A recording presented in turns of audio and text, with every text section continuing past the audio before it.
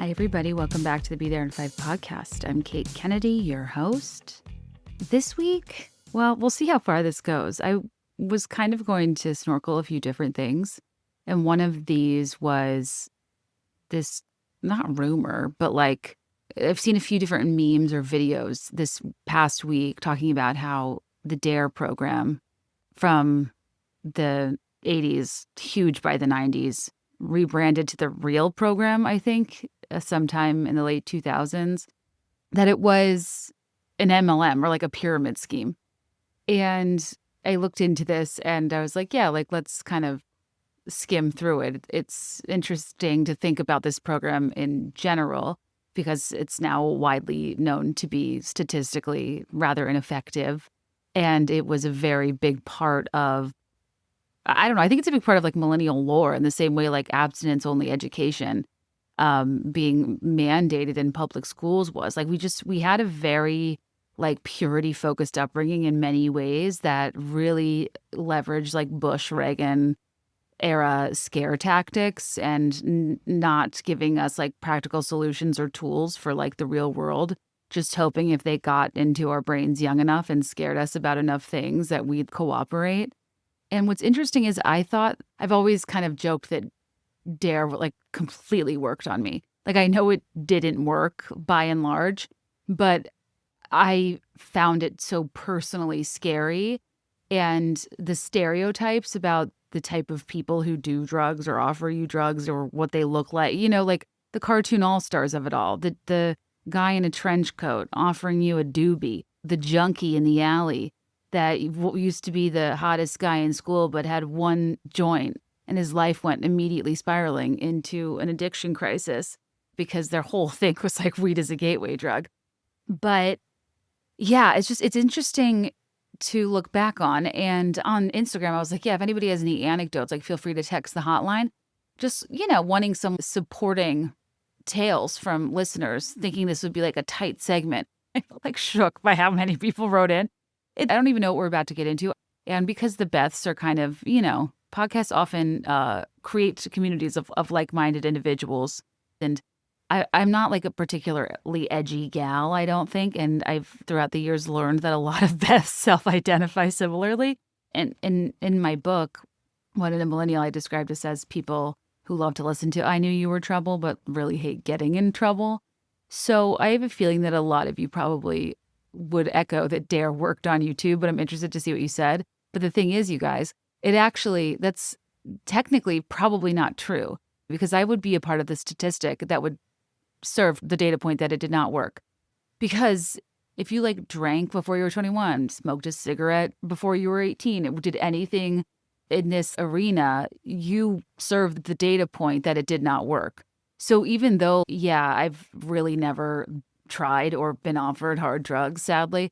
And I don't mean that in a problematic sense. Sometimes you want to be invited, you want to belong. If Brittany Bateman has high body count hair, I have low risk behavior of rosacea. Like one glance at me and you're not going to invite me to the bathroom. You're going to think I'm a narc.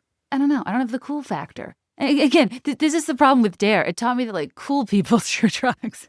But like the way I went into like middle and high school more scared of peer pressure. The way they talked about peer pressure was as if it were this looming, omnipotent, inevitable force that would basically ambush you at any moment. I was more scared of it than Venus flytraps, you know, than quicksand, getting my face on a milk carton, insert 90s unlikely fear here. Though quicksand is maybe the best example because it's like one wrong step, you're sucked in. Like that was the whole message, right? And yeah, I thought peer pressure was going to be this like spell cast over me of dark magic that would like override my free will at any turn if I wasn't hyper vigilant at all times, especially on playgrounds near people wearing trench coats. I went into middle school like in the tennis ready position, like knees bent, center of gravity low, like ready to swat at any interloper offering me, you know, dope in the face. Not with my racket, but with my foolproof weapon I was taught that would tell junkies to shove it and make them stop pressuring me and to start admiring my integrity. No. What? I don't know. It's like, from what I remember, I was just really scared of like disappointing my parents and teachers. And I think D.A.R.E held me over to like middle and high school. And then like religion did like the shaming and fear enough, you know, to carry me into a full frontal cortex where I just like, I don't know, made decisions because I wanted to. So I don't know. I feel like if you really want to influence me, the way to do it is to get a confusingly hot anthropomorphic animal mascot like Smokey Bear or McGruff the crime dog. But if we're being honest, Smokey's the Adonis and McGruff the crime dog. I always think of him as like a no-nonsense uncle type. He's comforting, but he's got authority. He's a canine detective. I find him intimidating. He's got that raspy voice, and he has a trench coat, but he's a good guy, which really doesn't work for the drug canon, but okay. I don't know. He just seemed like a guy I could trust. Speaking of like anthropomorphic or like non-human mega hotties, I mean, I guess skip ahead 30 seconds if you don't generally understand how Wicked turns out, even though it's been out for like 20 years. But yeah, it's worth saying. Listen, Jonathan Bailey as a scarecrow. Didn't hate it. Didn't know how they're going to do it. Didn't hate it. Would hit it. Never saw myself saying a scarecrow's kind of hot. But listen, wouldn't turn him down. Thatched face or not. Guys, I've done it again. I spent another amount redacted at Cozy Earth today because, listen, my house has a lot of temperature control issues. I want warm comforters. I want cool comforters. I want Christmas sheets. I want throw blankets. I want everyone that stays in my home to think that this is the coziest place on earth. And that is why Cozy Earth is my go-to for my own bedding, for my guest bedding, for the holidays, and for my own body in terms of their pajamas. I am truly coated in this fabric all night in every way. They're one of the best gifts they have, I think, is their bamboo pajama set. It's a timeless classic PJ set perfected at Cozy Earth. It's designed with a soft stretch knit that drapes really beautifully. It sleeps so much cooler than cotton. And it's a very lightweight set that's cozy and soft. And every time I give this gift, people love it. It's perfect for holiday mornings, for winter nights and beyond. If you're a tall girly, they come in long inseam options, which is just revelatory. There's something that brings out my inner bah humbug than like a matching Christmas jammy that hits me mid-shin, you know? Their bubble cuddle blanket's also a really popular gift. It's like this super, I call it heavyweight, but it's technically midweight, I guess. But it's heavy enough to make you feel like you're safe, you're wrapped, but not trapped in like a double-sided fur substantial blanket that's like just not your average throw blanket. People always comment on like, what is this blanket? Super soft faux fur and then very extensive plush pile that is like perfect for snuggling by the fire, perfect for a couch throw. I have one on my bed because it's just like a warm hug. Cozy Earth has just so many gifts for the people that are hardest to shop for because I think that like kids, partner, parents, in-laws, everybody wants a more cozy existence. I've given my mom and sister the pajamas. I give out the sheets. And Kelly, sorry if you're listening, spoiler, I was planning on getting you some bamboo sheets this holiday season because you tend to sleep hot, not to call you out, blow up your spot. Just let me know what style you like, girl. And I know it'll be a joy for Christmas morning, even if she already heard me say it. Something to look forward to. For me, it's a gift of slowing down, feeling cozy, making a home your sanctuary. And that's exactly what Cozy Earth delivers. If you want to know what I personally bought, I bought their bamboo sheets with these like mini Christmas trees on them because I just think it's a really tasteful like holiday design for sheets that can usually be a little kitschy. And I also bought another down alternative comforter, which is their heavier comforter that I think it's like a fluff ball of a cloud that I use for winter months. And I wanted to have one on my guest bed. But then I needed a duvet. And then I noticed they have a new stripe print and like a tasteful sagey laurel green. And I love a tasteful stripe. And it's spun out of control and I don't know what to say, but they do have a 100-night sleep trial, which gives me faith that if I try it out and I don't love it, I can return it hassle-free. And a 10-year warranty because once you feel this level of comfort, you'll want it to last a decade. Give the gift of comfort that lasts beyond the holidays. This weekend only, from Thanksgiving Day through Cyber Monday, get 40% off at CozyEarth.com with code BeThereIn5. It's the best deal of the year. And if you get a post-purchase survey, be sure to mention you heard about Cozy Earth right here at BeThereIn5. Wrap the ones you love in luxury with Cozy Earth. CozyEarth.com with code BeThereIn5. This episode is brought to you by Mark Fisher Footwear. If you saw the photo I just posted, if you're listening to this Sunday, I was just posting a photo of me trying to make a turtleneck work out on the town, wearing it with sequin micro shorts. The boots I was wearing were Mark Fisher. They have so many cute, tall, like leather boots, tall suede boots, boots of all kinds, shoes of all kinds. Mark Fisher, LTD, Fall 2025. It is sleek. It is luxe. It is endlessly wearable. It is a fusion of effortless style, of everyday practicality. You really can't go wrong with any of their tall boots. The Estella is gorgeous. I think I have the Yarly and the Lonnie or Lanny. The Lanny, I think, is the one you guys will like love, that has a higher heel, but they have all different heights. They also have like kitten heel boots, block heel boots. Lanny is a fall classic boot brought back for the third season after selling out year after year. And this is also something I really like about Mark Fisher is their styles are trendy, but have a level of timelessness where I'm not swapping them out constantly. I'll buy new ones because I can't help myself. But like the Lanny is one I've had for a long time and I don't get sick of year over year. And they keep having to sell out and bring it back because it feels current, but not to the point where next season you're going to find it like unrecognizable for what you want to wear with your wardrobe. It's a quintessential knee-high boot that features a block heel and comes in a wide calf silhouette for a more inclusive fit. And if you want something a little more head-turning, they have something called the Naples. It's a city girl's dream. It's a fold-over silhouette, an edgy buckle detail. It's a showstopper. A stiletto heel, a pointy toe, belt detailing, a very sleek design. Beyond it, they have so many cute shoes like loafers and flats and slingbacks. They have suede and leather in different colors that create a perfect balance of a shoe collection that has, structure, ease, texture, beautiful fabrics, rich leathers. I'm such a fan of Mark Fisher. They never ever miss. And reboot your fall wardrobe with elevated essentials from Mark Fisher. This week, shop during their Black Friday preview event, which is 25 to 50% off select styles. Get a head start on your holiday shopping or treat yourself to the boots of your dreams. 10% off your purchase with my new code BeThereIn510 at markfisherfootwear.com. That's MARCFISHER footwear.com for 10% off with code BeThereIn5. I mean, listen, there's so much here that's like deeply unfunny. There's like a lot of validity to the importance of like educating people much more than scaring the shit out of them. It's about practical application and understanding of how to navigate these situations realistically, safely, how to identify overdoses, how to help people. What the reality is of the addictiveness and gateway potential of different substances.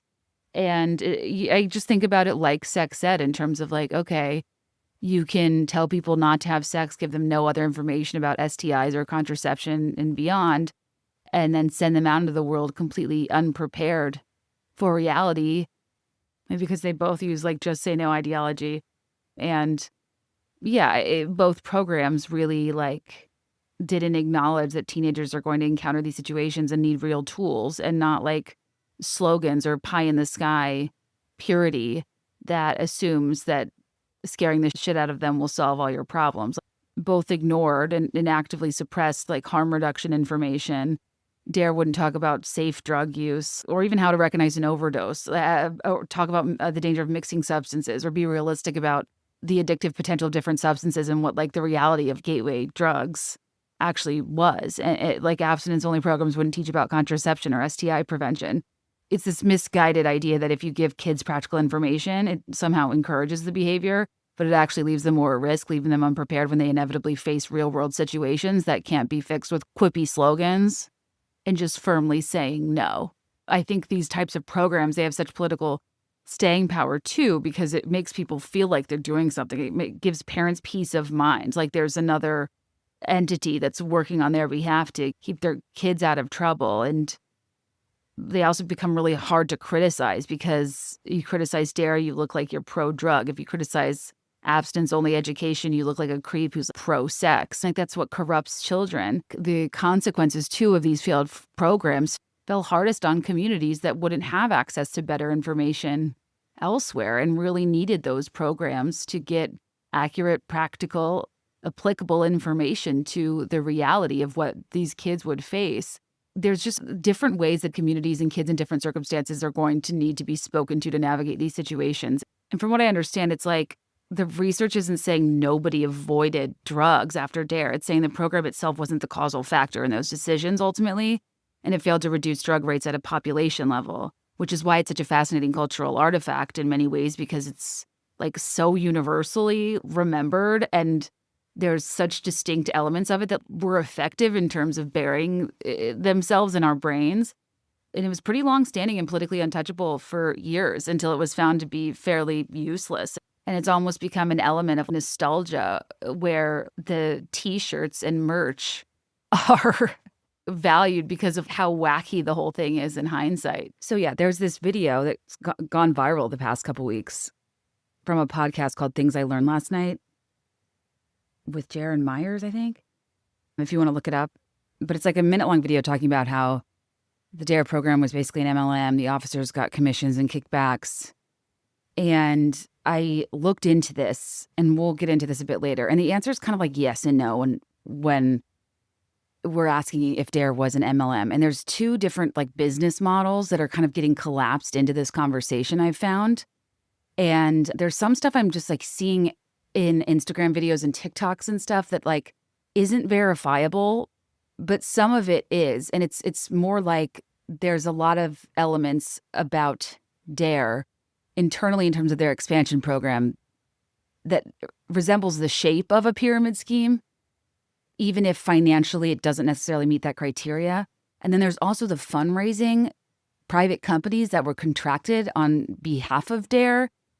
So yeah, we'll kind of talk about those in a bit. But even beyond the MLM piece, I was like, well, let's just like shoot the shit about like people's memories of the program, because even like we know from the data that this was not an effective program. But I was curious what like memory, what imprint it had on people. But anyway, let's back up a bit and go into some of the origin story. And also like the insidious secondary purpose that it had, or arguably primary purpose, and the drug education piece was kind of a cover. And this is pretty well documented. That D.A.R.E launched in 1983 in Los Angeles as a partnership between the LAPD and the LA Unified School District, and then went nationwide. And it put uniformed police officers in elementary school classrooms, usually fifth grade, to teach kids about the dangers of drugs. And it had a scripted curriculum. And by the 90s, it was in about 75% of U.S. school districts at its peak. And it was funded by a mix of local, state, and federal money, plus private donations. Typically, the officers would come in weekly and build relationships with kids over the course of whatever, 9 weeks, a semester, whatever the measurement period was. I don't remember my elementary school one, but I do remember our high school police officer that was like D.A.R.E adjacent. His name was Officer Woodcock, which is just a wild name. I remember when I first met Craig, he was like, have you ever noticed that like a lot of your references from your hometown are like suggestive? And I mean, there's like a map of the most lewd sounding town name in each state. And in Virginia, the one where I grew up, our town won this title. It was called Short Pump, which to me, I don't even hear anything. Like the other ones that won is like Wanker's Corner, Oregon. There's a Rough and Ready, California. There's literally a Dick Shooter, Idaho, and a Spread Eagle, Wisconsin. And I don't know, to me, it's just pretty innocuous compared to like Blue Ball Village, Delaware, or like Ramtown, New Jersey. But what do I know? But yeah, I'd be like in conversation talking about like, oh yeah, Short Pump. And, you know, I worked at a country club in Goochland. And like my sister went to Longwood. Like the street name I grew up on was kind of weird. And then by the time, for some reason, we got to Officer Woodcock, he was like, okay, I'm sorry. I've had, what? What can I say? I ain't got a knock on wood. Never did me any good. I posted a thirst trap today of Captain Von Trapp from The Sound of Music, Christopher Plummer, to the tune of Wood. It shouldn't have surprised me. A lot of you very receptive to it. When he rips that Nazi flag, are you kidding me? God, he was very handsome, and I really love The Sound of Music. And if you've ever been on the Salzburg Sound of Music tour in Austria, you know that it's as profound of an experience as the Eras tour, in terms of something that really stays with you.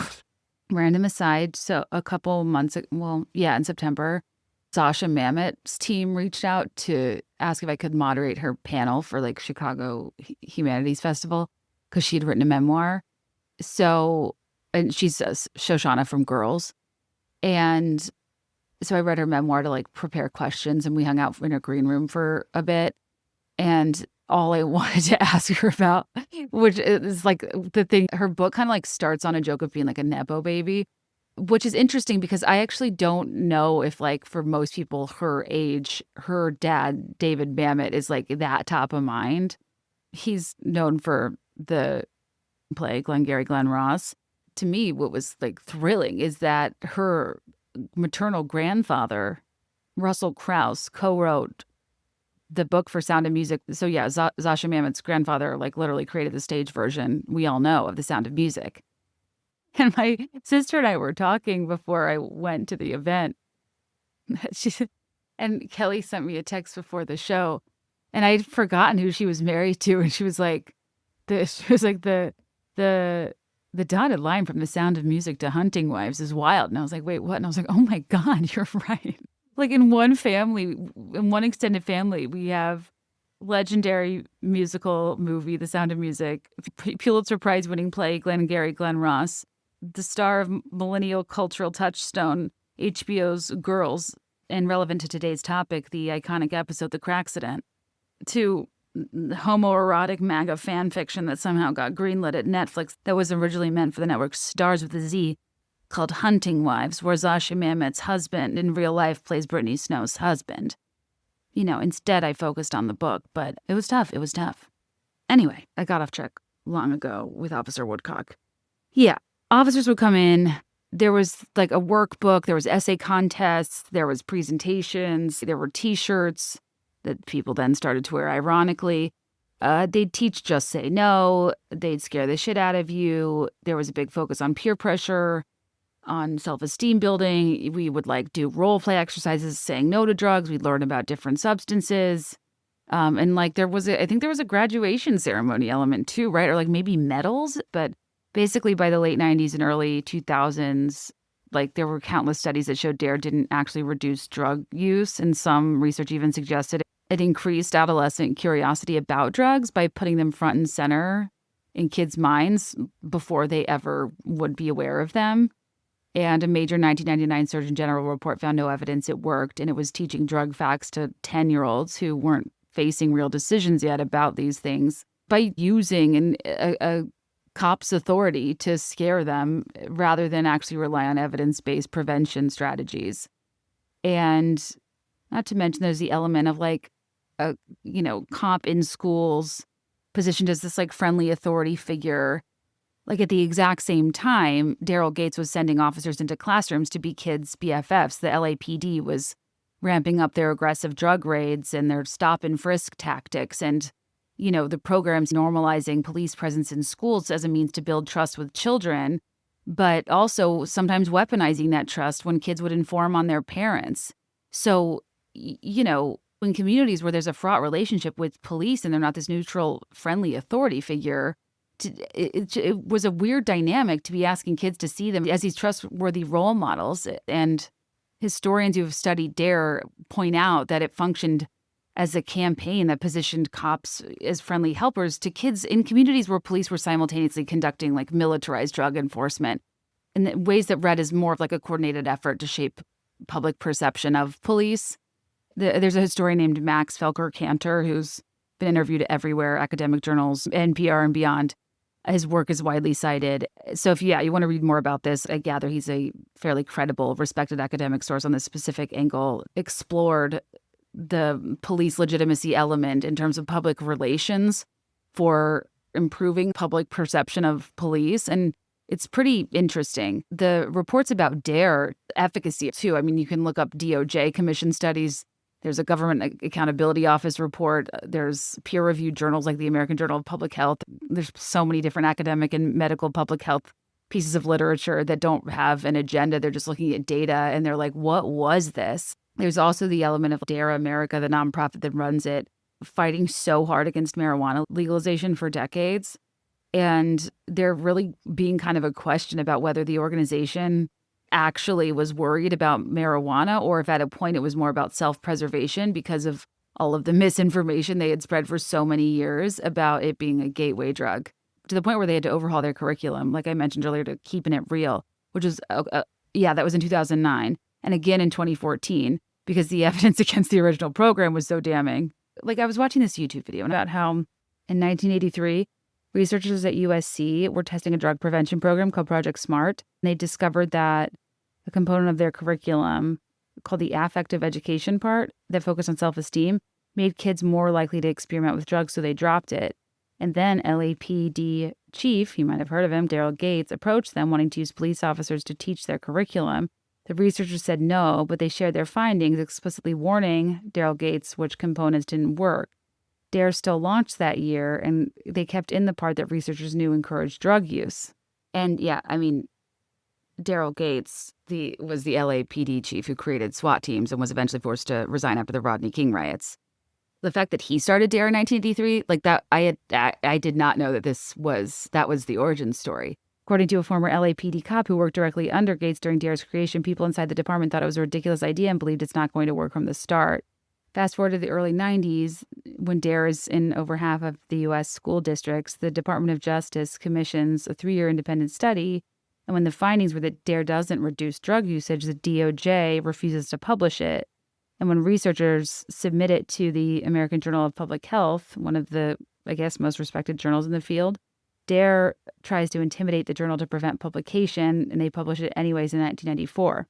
And this is where we start to get some of like the actual data, even though it takes a while for that to ultimately lead to the program's demise, which reminds me of a quote I heard when I saw Wicked for Good yesterday. The wizard says about how if you can get people to believe in you, even if you start trying to tell them the truth, it doesn't matter. The belief becomes the thing they value, not what the actual thing is itself. I'm completely butchering it, but I also don't want to be more specific because I don't want to spoil it. I don't recall if that's a line in the play or not, but it just, given that Wicked is ultimately a tale of a fascist regime by the wizard and the fugitive and her complicit friend in said regime trying to, resolve conflict in the second half that is much heavier than the first half, just to, give a heads up to anybody who might be taking their kids. I've had friends who have said that there were quite a few unruly youngsters who weren't as engaged as they were with the more upbeat first part. Because, heavier themes, darker themes, it's not inappropriate. It's just that, again, this is a story of fascism that arguably could be really interesting in a way to illuminate these issues and explain it to a young person who's engaged in musical theater. But for too young of an age, if you just kind of like the song Popular and Galinda's vibe, part 2 has a lot more to do with layers of moral complexity and her character development. I actually think that Wicked Part 2 centered a lot more on Galinda than I even expected in the movie. Regardless, again, moving on, we'll talk about it later when more of you have seen it. Can't wait to hear your thoughts. Why was I saying that? Oh, it's interesting to think about the layers that go into its founding and the landscape at the time with the war on drugs, with the LA riots, with a contentious relationship between police and different communities. And there's been a lot of their training materials published. And the D.A.R.E Officer's Guide for grades K through 4 contained a worksheet instructing children to circle the names of the people you could tell if a friend finds some pills. And it's mother, father, teacher, police, and friend. And then the next exercise instructed children to check boxes for whom they should inform if they were asked to keep a secret. And the police were listed as an option. So there's materials where like your mother, father, teacher, we are to be trusted the same. But beyond that, the thing I didn't know more about that I wanted to at least mention here at the top, because I recorded the rest of this episode earlier when I was just kind of going to go into oh, LOL, what do you remember about this weird program? And was it an MLM?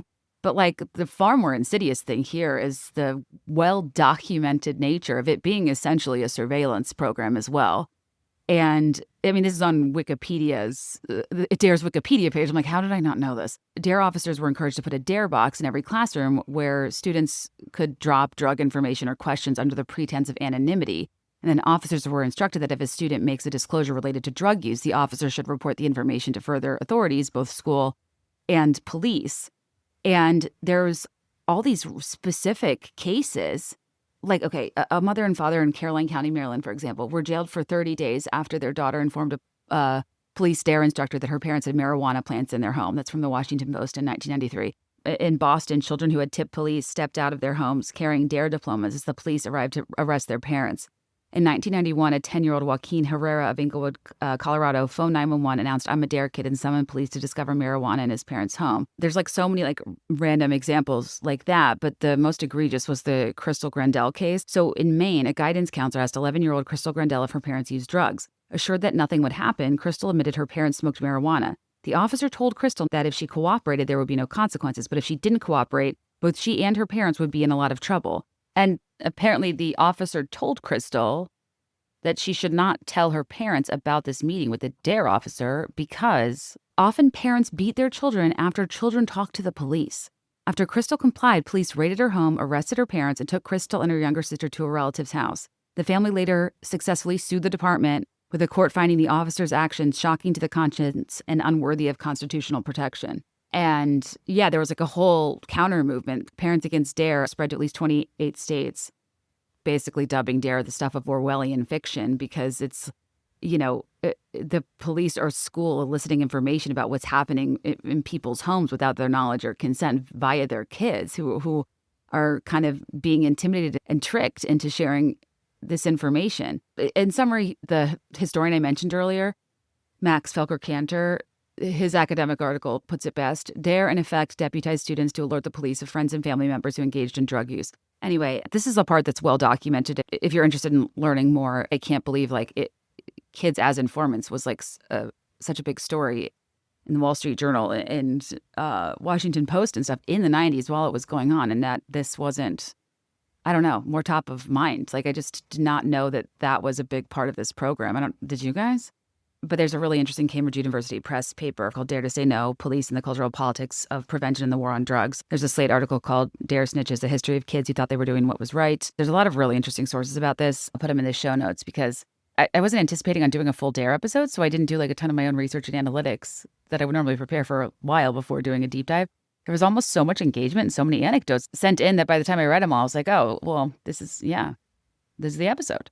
But I do think it's worth a deeper dive to go into the many, many layers about this program, about its inception, about the political landscape at the time. It's just, when you're a kid and you're not aware of all that stuff going on, I just didn't ever think to go deeper and contextualize it. And it's pretty fascinating stuff that's worth looking into. But we'll focus on your anecdotes because this is a, podcast more about our memories and the millennial zeitgeist. And this is just such a part of shared lore that it was so memorable to so many of us. It's wild. And we'll also go into the MLM piece because that's also a topic we've talked about a lot on this podcast in terms of the kind of subtle ways a lot of organizations will use certain tactics that resemble MLMs, resemble pyramid schemes. And if you remember the Venn diagram of churches and cults and stuff this all, it's very relevant to all of that. So, we're going to thank some of our advertisers and we'll get into it. This episode is brought to you by Baked by Melissa. Finding the perfect gift can feel impossible, and you want something that's thoughtful, fun, and guaranteed to make people smile. And that's why Baked by Melissa is my go-to. And when I say it's my go-to, I know I'm supposed to be talking about this in the context of gifts, but I also find this to be an ideal thing to gift yourself. If you're presented with dessert options, you're like, well, why can't I have one bite of all the desserts? Baked by Melissa is for you. Or if you know someone like that, this is the gift for them. Because there's nothing better than a little treat. With Baked by Melissa, it's like a set of bite-sized cupcakes, giving you the perfect ratio of cake, of stuffing, of icing, of topping in every single bite. New flavors introduced every month. And it's just a perfect little thing to send to people to say, I'm thinking of you. Happy holidays. Congratulations. Hope you're well. Really anything under the sun. I've kind of always been looking for this perfect thing that I think is slightly unexpected, but unanimously delicious to be sending to people. And Baked by Melissa is it. The cupcakes are made entirely by hand and turn any moment into a celebration, really. And they arrive in just 1 to 2 days nationwide, guaranteeing your treats arrive perfectly fresh and right on time. And they have gluten-free options, vegan, no nuts, making it easy to treat everyone you love. And so many different seasonal and fun nostalgic flavors that make you feel like a kid again. The most recent set I got that I just thought was so outstanding was called The Latest and Greatest. It has 12 different flavors. The excitement I felt every night being like, what will it be? What will I try tonight? They do have a Life of a Showgirl cupcake, a bundle of 2. If you have a Swiftie in your life that would just delight over teal and orange cupcakes. But for little ones, Paw Patrol, they have zodiac signs. They have You're Doing Great cupcakes. They have Festival of Bites Hanukkah cupcakes. They have Christmas cupcakes. You can pick your own colors if you want. Really, the world is your oyster. This cupcake tray is yours for the making, the taking, the sharing, the gifting, and the enjoying. And I'm just stoked for more of you to discover the deliciousness of Baked by Melissa. Right now, Baked by Melissa is offering our listeners 20% off your order at bakedbymelissa.com/BeThereIn5.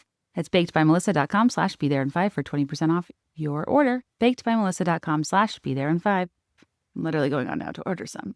This episode is brought to you by Jones Road Beauty. And I'm so excited because I've wanted to try Jones Road for a long time and recently got my hands on some Miracle Ball. And I didn't really honestly know what it was at first because it's positioned as a multitasker. What kind of wizardry makes a product be able to be used as a tint, a blush, a bronzer, a highlight on the lips. But it does. It can replace most products in your makeup bag. And it's this perfect go-to skincare makeup hybrid that I put on all the time now when I'm rushing from work to go do something with my son, or I need to go to dinner, I need to look pulled together, I have to film on camera in 2 seconds. It's this very natural looking no makeup look. And I mean that in the truest sense. It doesn't feel heavy, but it's you're glowing and there's something there, but you don't have caked on makeup. And you look alive. Jones Road Beauty, I'm sure you've seen it. It's a minimalist makeup brand founded by makeup artist Bobbi Brown that creates versatile and easy-to-use products that simplify your routine. It's for really any age of a makeup-wearing person, but it does really well on mature skin. It does really well on my super dry skin. It doesn't feel heavy or like a mask. And it also, I think this is a perfect thing to give somebody who doesn't think they're good at makeup, claims makeup's too much for them, or just needs something a singular purse product that's quick and can help them look alive in a flash. And I think with holiday events and parties and stuff that's about to be in full swing, this is an example of something that genuinely makes getting ready less of a hassle for me, especially as a mom who has somebody tugging me at all times when I'm trying to get myself out the door. And I'm a huge fan, and I'm gonna get some, again, spoilers, gosh, for the women in my life for the holidays, because it's a product I really want them to try that I almost think you have to experience to understand how it works. But I'm very appreciative of women in the cosmetic space like Bobbi Brown, who are trying to innovate on the old model and make multifunctional products and shrink the size of our makeup bags, not make us buy everything every product ever again that we already have. And Jones Road just launched their most giftable and exclusive holiday collection yet. And they have limited edition kits in the collection that are trios that include new holiday shades. Whether you're gifting or getting ready for holiday parties, they are curated sets that take the guesswork out of your makeup routine. And I want to try different colors because I got this rosy one, which again, it sounds confusing to get a balm you put all over your face that's rosy, but for some reason it works and doesn't make my face too rosy. It just perfectly matches my tone. But on the website, there's a tool that helps you find the right shade for you. But if you'd like to try this holiday season, simplify your routine with makeup that's clean, strategic, and multifunctional. From November 18th to December 1st, Jones Road is doing their first ever Black Friday sale. Go to jonesroadbeauty.com to get up to 20% off site-wide. That's jonesroadbeauty.com for up to 20% off your entire order. After you purchase, they'll ask where you heard about them. Please support our show and tell them we sent you. You know what I also forgot about? I was searching for D.A.R.E in my bigger notebook of notes and topics and whatever throughout the past 8 years. And at one point, I workshopped a book chapter for one in a Millennial called Truth or Dare. I am kind of obsessed with Truth or Dare culture in terms of the sleepover game. And I feel very passionately about Girl Talk, the game of Truth or Dare, that board game where you'd get a zit sticker as a penalty for not completing a dare or answering a question. And I just think it's fundamentally hilarious and so millennial that a game for us gals that we'd play and bond over. Boys were in risk, you lose a territory permanently for the rest of the game, or remove armies from the board. But in Girl Talk, the game of Truth or Dare, if you didn't answer a question or do the dare, you got a zit sticker. Because that's the most dire consequence. I just think it's funny that our punishment for such a popular game was about looking bad and having a blemish on your face and not being strategically compromised. Girls get aesthetic punishment, boys get tactical punishment. We never stood a chance. In the game, if you want to be the first to win 4 cards in the 4 categories for what would be the fortune teller, to predict your future, marriage, children, career, and special moments. The dares were put an ice cube down your friend's shirt and let it melt. Give any adult in the house a hug. But they weren't all created equal. Some of them are write your name backwards, and it's others will say a doorknob, and it's well, okay, we at least operate in the same kingdom, phylum class of levels of risk here. One, a normal exercise everybody's done. The other will give you norovirus, at which point I'm taking the zit sticker, because honestly, that's the loss of the person whose game it is, because we all know those things would run out fast, and what you want is a pristine sheet, and that's what I've got with my limited edition eBay 1989 Girl Talk, the game of Truth or Dare, which I did purchase for maybe a little too much money, but after writing about it, I wanted to at least have one in my possession.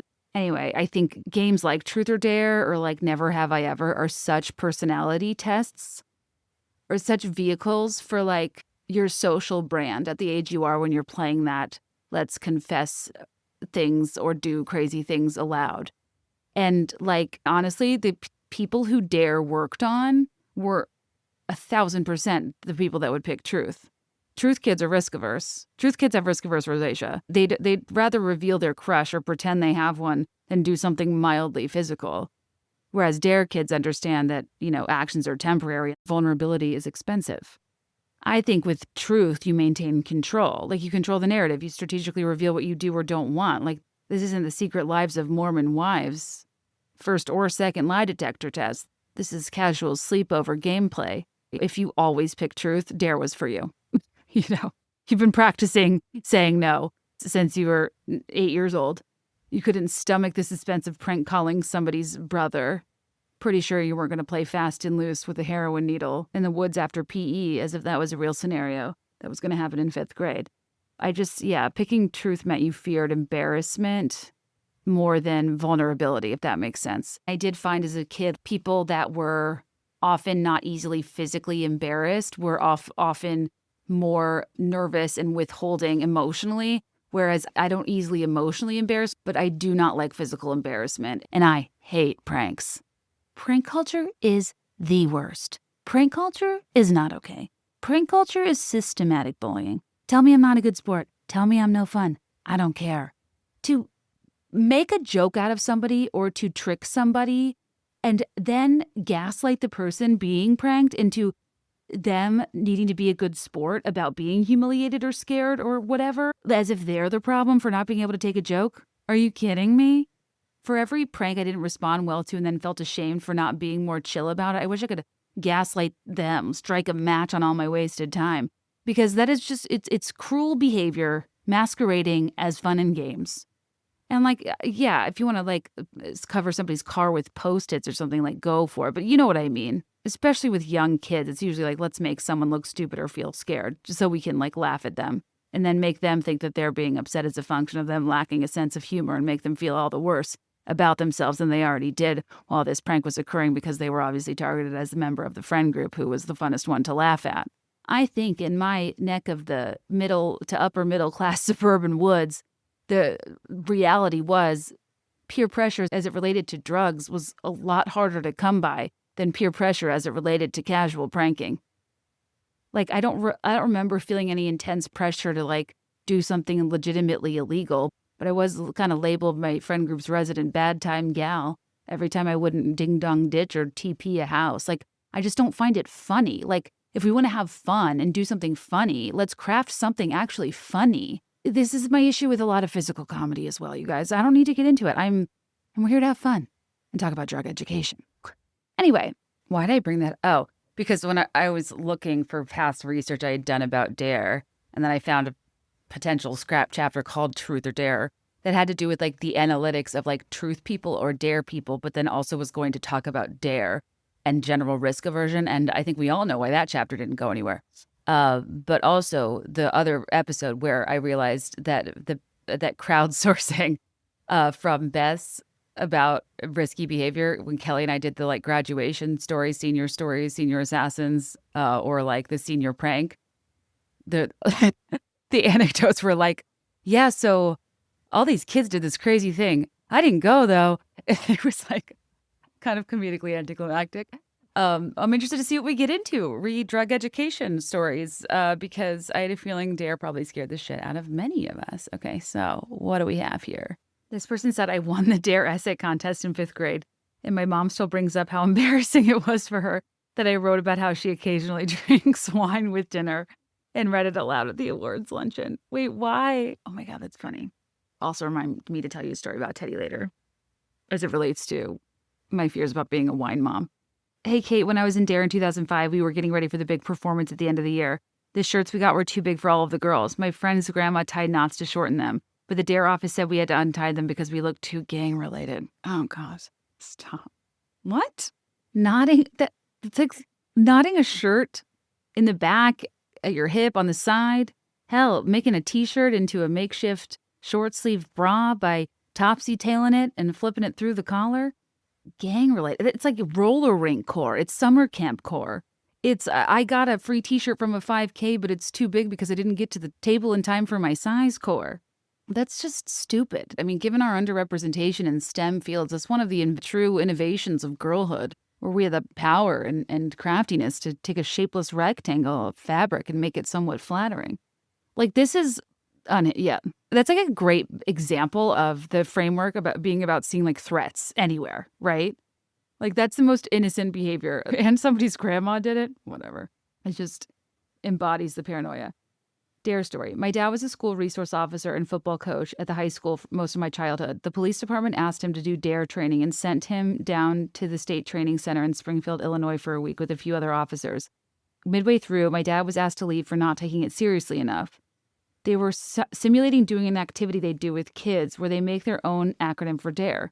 My dad's was drugs are really expensive. Apparently that was the last straw after a series of minor infractions. My dad's a super chill guy with a good sense of humor, and all the kids at school loved him, so it tracks. What's funny is now as an adult, the acronym he came up with is so true. I think we all thought people were around every corner waiting to hand us free cocaine. Fair point. Unrelated, but I thought you'd love to know that about how he was the cop who Narcaned Prince back to life. Oh my God. Oh my God. This is Prince Week on Dancing with the Stars.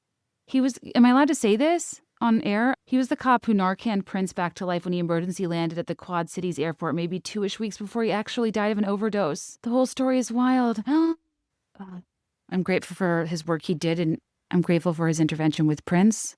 Narcan's so important and something that I still don't think is widely enough talked about or purchased or had on hand by people. And wow. Do you guys cry when you hear Purple Rain? I do.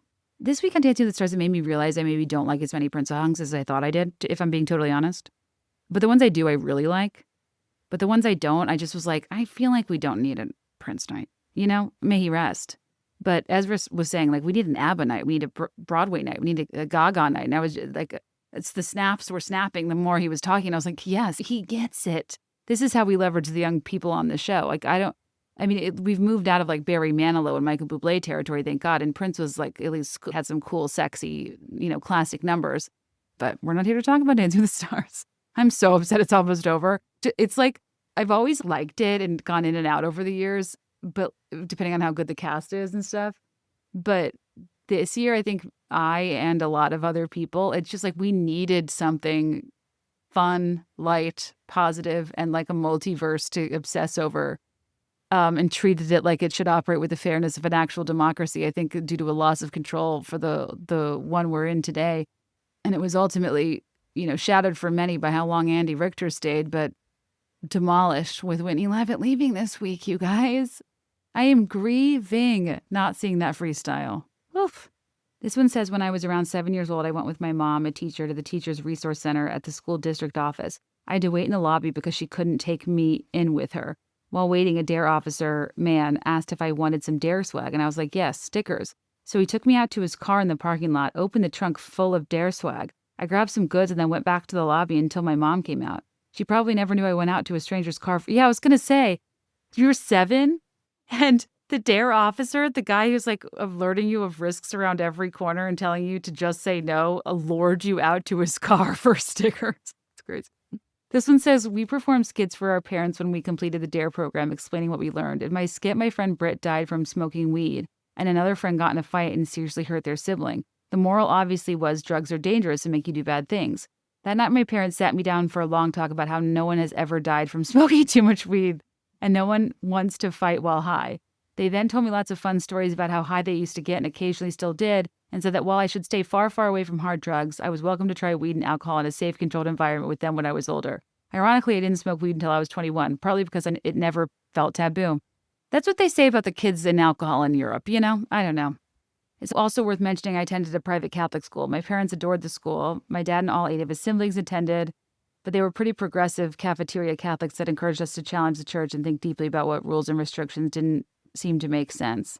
Like kissing's not a mortal sin, getting dress code violation does not mean you're a bad person, dogs can go to heaven, women should be priests, God could be a woman, etc. I love that entire list. Sorry, record scratch, back up. Wait, sorry. Are Catholics like vocal about dogs not going to heaven? Is that like in doctrine? Okay, that's an example of something that's just like, okay, maybe we don't comment. Like why? You don't need to carve that out. What are you doing? What is the harm in believing Your beloved animal, as I sit here next to my firstborn, whom I love dearly, but snores so loud while I record. I swear to God he needs a CPAP. A CPAP? TM. Don't steal that. That's wild. I'm going to have to take that up with Nora if the Catholic Church is out here saying dogs don't go to heaven. That's weirdly not something I heard in all of my religious roundabouts. Regardless, kudos to your parents. Love how they approach D.A.R.E. Love how they approach Catholicism. We like critical thinking. We like nuance. Institutional fear-based messaging, not always the vibe. Thank you for writing. This one says, D.A.R.E. story. I left a voicemail with more details, but I simply have to tell you I got my period the same day as D.A.R.E. graduation. I like to say I swore off drugs and also became a woman on the same morning. Wow, if that isn't a millennial moon landing, have I ever heard one? Remind me to listen to that voicemail later. You're the best. I'm from a small town, and our D.A.R.E. officer recognized my sister and me years later when we ran into him at a construction detour. Super friendly, remembered our family, which was wild, and then mentioned he lives across the country now but still flies back because the detail pay here is so good. Now I'm standing there thinking, why are we giving these same guys all the overtime jobs, especially when the work, standing at a construction site, talking to kids about street smarts, doesn't actually require a badge? We could train local people to do that and keep the money local. He's real nice and friendly, but the thought of him extracting from the community sits with me wrong. Sorry, I'm not sure I'm following. Oh, so like detail pay meaning secondary jobs that police officers work, but that they don't like actually require police training, because like standing at a construction site, like you don't have to be in law enforcement to do that. But there's like stuff with unions, right? Like those jobs are like exclusive to cops or something. Sorry, I don't know enough about this, but interesting. And thank you for writing in. Leave it to the best to integrate a economic critique inside of an otherwise innocuous D.A.R.E. anecdote. When I was a senior in high school, I was asked to be a D.A.R.E. role model. As a total narc and teacher's pet, it was a perfect fit. Perk, I would get to get out of school, and with one of my guy friends, we would go talk to middle school classes about not drinking or doing drugs. They would take us out to lunch at Panera, a dream for a teacher's pet. A dream for any woman who believes in the right to choose, with a you pick too. I can't believe I was unknowingly part of an MLM and the only perk was Panera. We also rode in the back of a police car. Now a high school teacher, my dream job. Love that for you. And I do often tell my students that I was voted teacher's pet and was a D.A.R.E. role model just so they know what level of a rule follower they're working with. Thank you for writing in. Hi, Kate, my D.A.R.E. officer got into collecting got milk ads. What an obscure center of a Venn diagram. What an obscure center of a propaganda Venn diagram for two organizations that are supposed to be operating in the public's best interest, one of police and dairy farmers. Got Milk campaign. I think we talked about this in an episode a long time ago. It was created by the California Milk Processor Board and funded by the dairy industry to increase milk consumption. And everybody thought it was like public health messaging, but it was like corporate advertising because the dairy industry was facing declining milk sales. And it was like a cultural phenomenon that was also like kind of pervy in nature because like the milk mustache, it kind of, I don't know, didn't always sit right. Not to mention this really just ignored lactose intolerance. I don't even know if you realize that's like extra funny because a D.A.R.E. officer collecting got milk ads is like a crazy 90s propaganda inception that is like actually amazing. And thank you for sharing. But to finish your statement, you said, I thought it was so cool, I started collecting them too, as in got milk ads. I now have a whole binder full of got milk ads, and people started calling me Milk as a nickname. They scared me off of alcohol, but I got hooked on milk. What? You guys surprise and delight me at every turn. I grew up on the south side of Chicago, and we did D.A.R.E. in 5th grade, but in 8th grade, we also did a program called GREAT, Gang Resistance Education and Training. I'm in my 30s, and I've yet to find anyone who also did this program outside of my school, and I'm beginning to wonder if it was a fever dream. Oh, interesting. Actually, yes, I used to volunteer with an organization where I mentored somebody through like from middle school to high school. And I think they still do that in like 7th or 8th grade. I don't know if it's all of CPS or Chicago Public Schools or what, but that I have heard of and is perhaps still a current program. This says my school put out a simulated drunk driving car accident during school hours. Yeah. Oh, this is D.A.R.E. adjacent. Yeah. That was mad, right? Mothers Against Drunk Driving, complete with theater kids in crazy costume makeup, real police, real ambulance, and a hearse to take the body away. Oof! Oh my God. That's a thing that like that works on me. I don't even want to watch a movie about that, much less like see classmates cosplay. Like, oh no. Later they showed interviews of the dead students' parents crying about losing their child to drunk driving. Shit. That's a lot. We always had the crushed vehicle, but I don't know if I remember seeing it like acted out. This one says, I won a D.A.R.E essay contest in 5th grade and still have the essay. It's a gem. Think. People who do drugs get depressed and their grades drop. And if they hang with the wrong group of people, they might tell them to do something bad, like steal. Congrats on the win. Hey Beth, slightly funny D.A.R.E story. In 5th grade, someone from our class was chosen as the D.A.R.E representative, and they got to give a speech at a school assembly about being against drugs. I was legitimately offended that I wasn't chosen because I was just sure that I would never do drugs in my life. Big narc energy coming from a 10-year-old. Catch me now at 35 taking a gummy every Friday to relax. However, I have a lot to say about THC being considered a drug, like other harmful substances. I suppose that's a soapbox for another day. Preaching to the cannabis choir, I agree. I don't always respond well to weed, but I do like gummies, and I do feel like the way it's demonized is a tremendous problem, and more importantly, the way it's been criminalized is a travesty. When I was in 5th grade, my mom, a child psychologist, wrote a letter to my school explaining that the research on the D.A.R.E program showed it was ineffective and possibly even counterproductive. My school didn't want to pivot to an alternate program, so my mom opted me out of D.A.R.E, and I alone had to go to the computer room and play Monster Truck Madness during D.A.R.E classes. Not bad for a day's work. Even at the time, I didn't feel like I was missing anything, except one of my classmates got McDonald's coupons from the D.A.R.E officer. That's pretty sick. I love that my mom took a stand and clearly she was ahead of the curve. I love that too. That's awesome. My D.A.R.E anecdote is about the essay contest they had us participate in. The prize for winning the contest was a stuffed animal lion named Darren, dressed like a cop. The prize was a stuffed animal lion named Darren, dressed like a cop. Like, the worst part was we were so easy to bait. The incentives were so wildly low, yet we were all in. The way we were like incentivized similarly to sell wrapping paper, absolutely no one wanted magazines people already had and then could never unsubscribe from for life, just to win like a fucking weeple at a school fundraiser, aka a pom-pom ball with googly eyes, is actually unhinged. But that's a topic for a different day. Tell me more about Darren.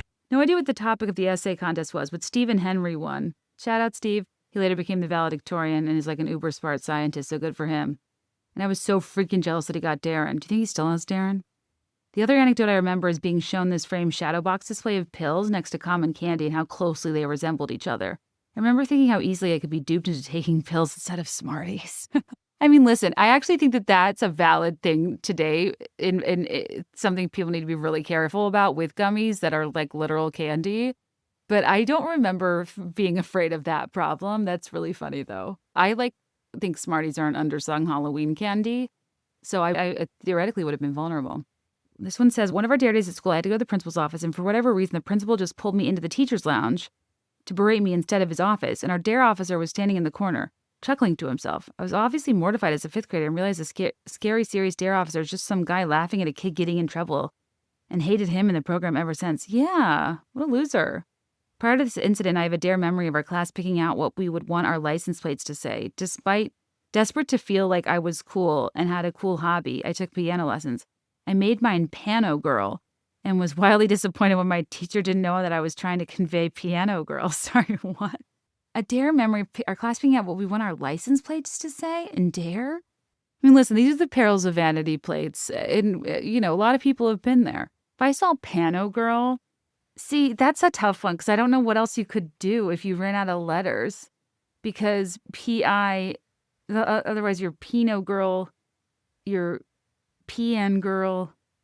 Pano Girl was probably the move. But yeah, gut instinct, you went hard for the 90s panoramic Kodak camera trend. There was like a year's time where my grandfather only took panoramic photos and like developed them at the drugstore.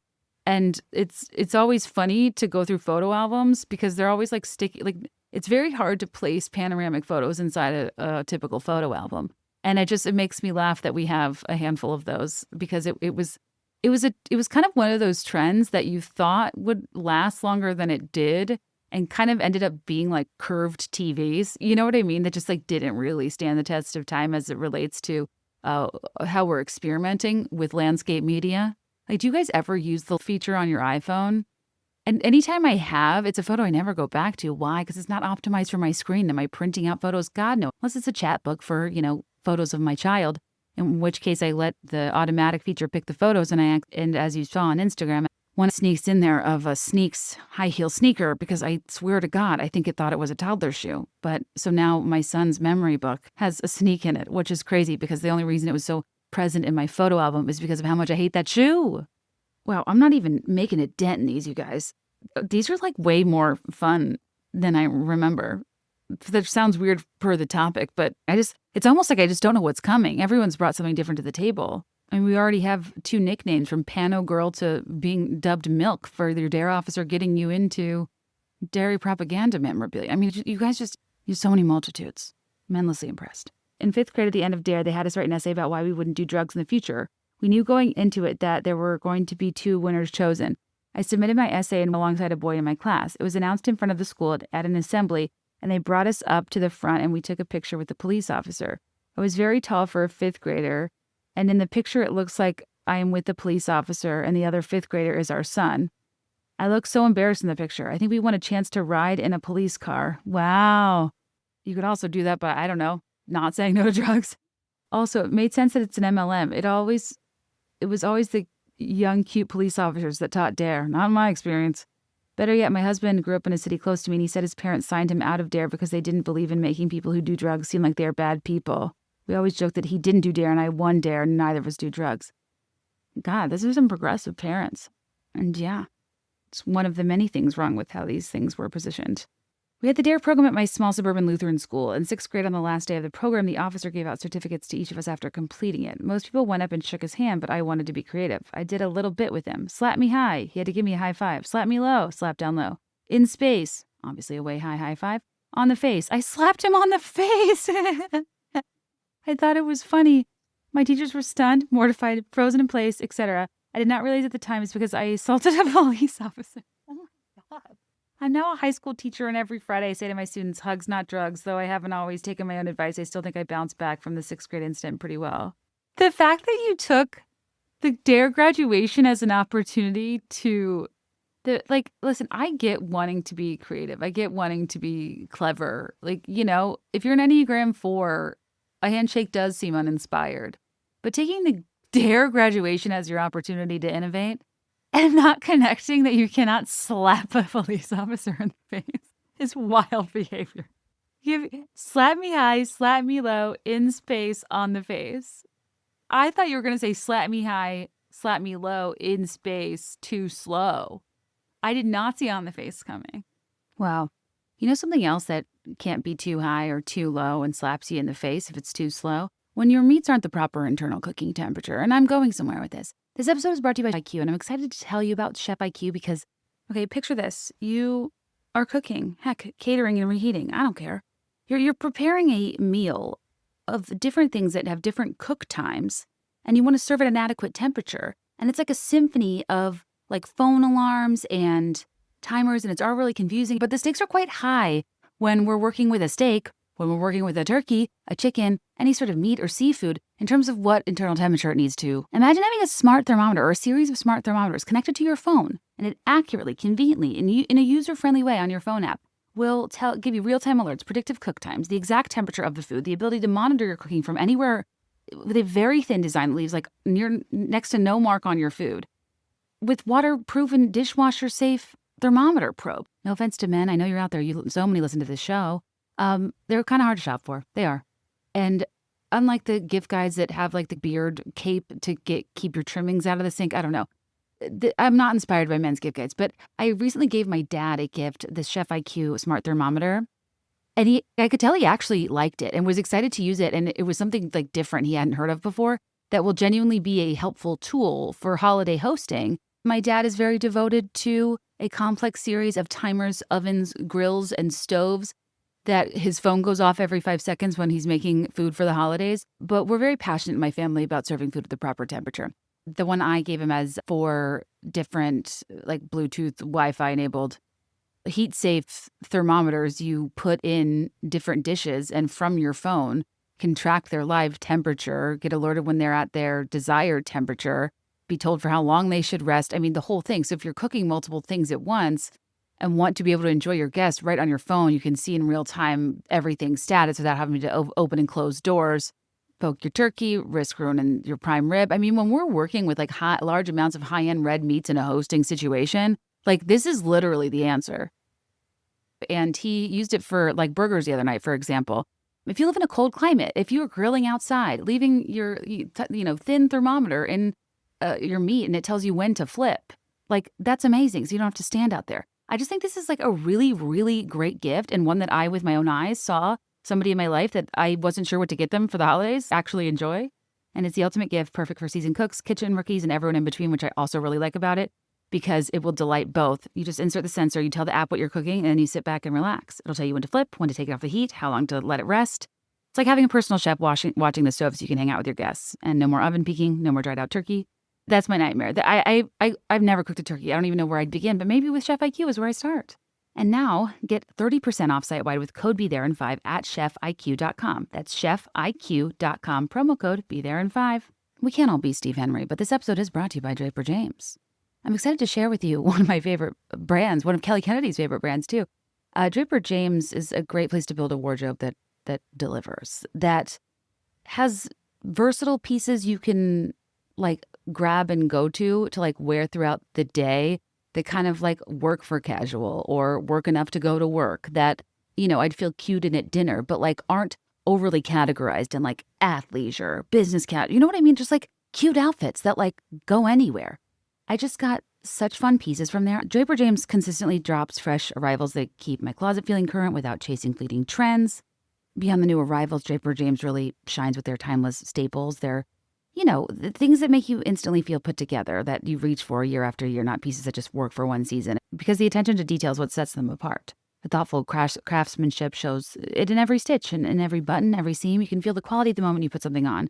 From the fabric selection to the fit, everything feels intentional and well made. And in a world of lightning fast fashion where everything seems to fall apart after 2 washes, 2 flashes, I'm very drawn to brands that create pieces to last. And Draper James makes these long wear pieces that actually justify their place in your wardrobe because you'll be wearing them for years and not weeks. And it's nice to have a wardrobe that kind of like grows alongside you instead of constantly needing to replace it.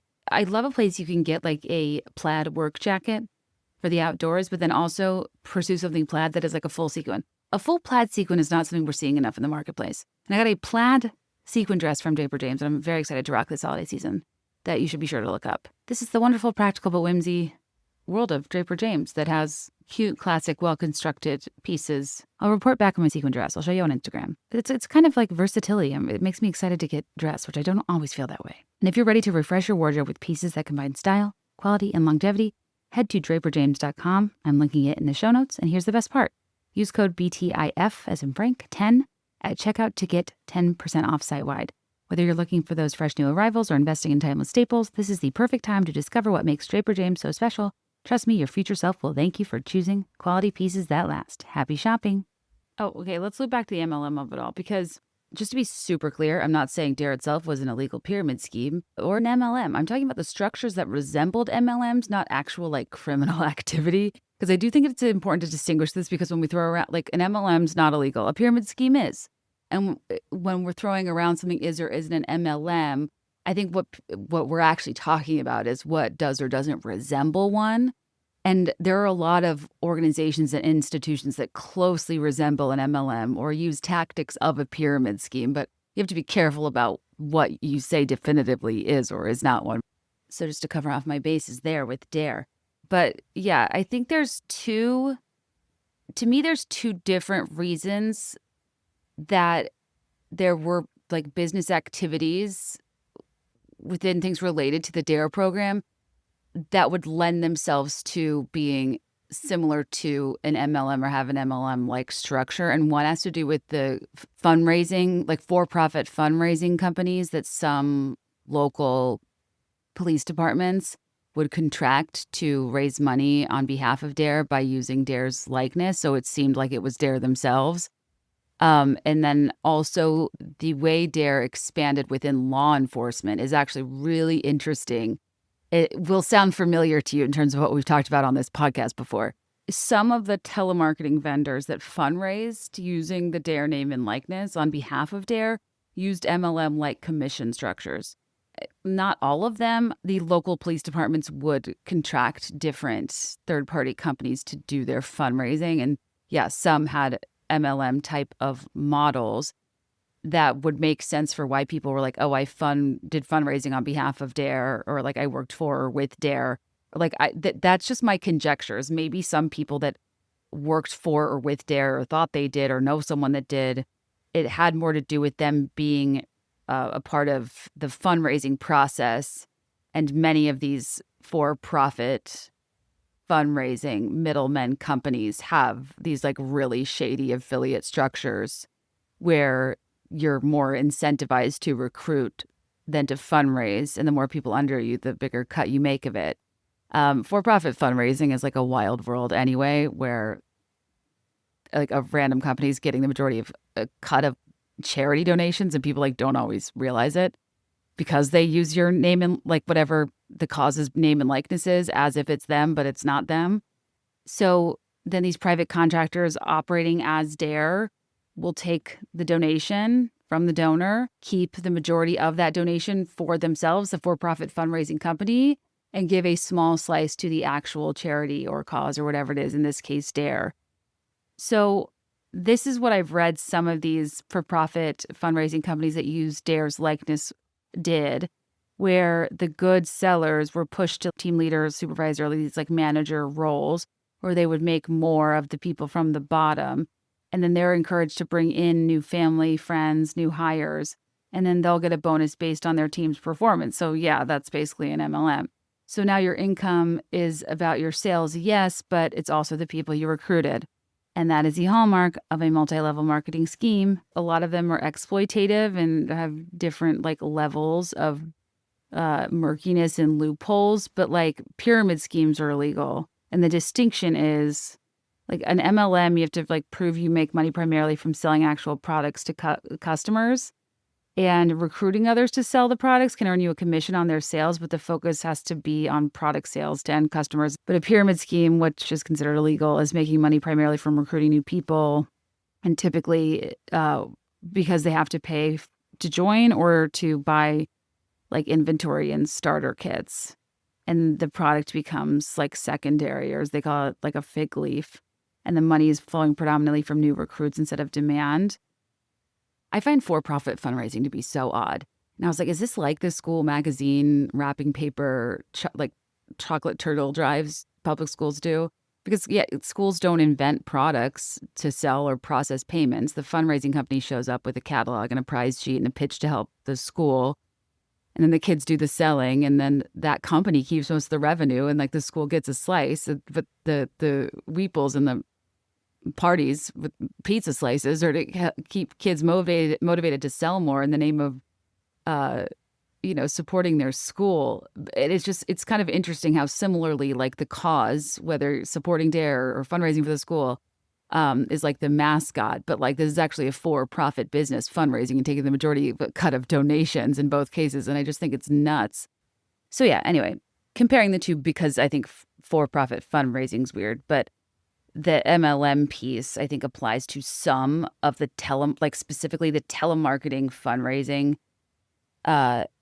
middlemen that like can be contracted by 501c3s. Apparently, some of the ones that local police departments would use for D.A.R.E had that sort of structure. And if anybody like worked for them or knows someone who did, like it makes sense why they would feel like it was a total scam. The other rumor I couldn't verify that would be really interesting if true is that that from the podcast from the original like video that's been going viral the past couple of weeks is that the founder of Herbalife was on the board for D.A.R.E. But I cannot find evidence anywhere that Mark Hughes was on the board for D.A.R.E. Maybe it was another executive they're talking about. I don't know. But what's interesting is that Herbalife was absolutely a corporate sponsor of D.A.R.E, like a big one, and is in a lot of their marketing materials and training materials and stuff. So yeah, it would be interesting to find evidence of some executive or some like network marketing consulting that happened that, was kind of an architect of this program's expansion model, because it's such a dead ringer. It would be hard to believe somebody wasn't on the inside that had done this before, but that's not something I can find proof of. So okay, the part of this that does have resemblance to an MLM, but structurally, but not financially. So D.A.R.E expanded through a self-replicating training model is basically what my research tells me. Like a police department sends officers to get certified as D.A.R.E instructors. It's something like 80 hours of training. The officers return home. They launch the program at local schools. They promote it to neighboring districts. And as more schools adopt D.A.R.E, more officers need training. And it creates demand for more training centers, or like RTCs, which is a very MLM-y thing. The training centers produce more certified instructors. Those instructors spread D.A.R.E to even more schools. And what's funny about this is it's a growth loop where what? Trainers create more trainers. What we to be there in 5 podcasts call, you guessed it, coaches coaching coaches. And D.A.R.E's regional training centers weren't just educational, they were their own business model. So if you're charging departments to train officers and the more officers you train, the more revenue you generate. And then the more revenue you generate, the more pressure there is to expand training capacity. And then the more training there is, the more expansion there is.